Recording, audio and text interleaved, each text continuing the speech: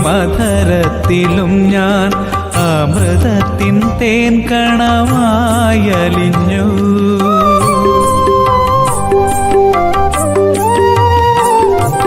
അലിവാർന്ന മിഴിയിലും അധരത്തിലും ഞാൻ അമൃതത്തിൻ തേൻ കണമായലിഞ്ഞു. സ്വർഗത്തിൻ വാതിൽ പൂട്ടിയിറങ്ങിയ സ്വർണ്ണനിധിയെന്നു ഞാനറിഞ്ഞു.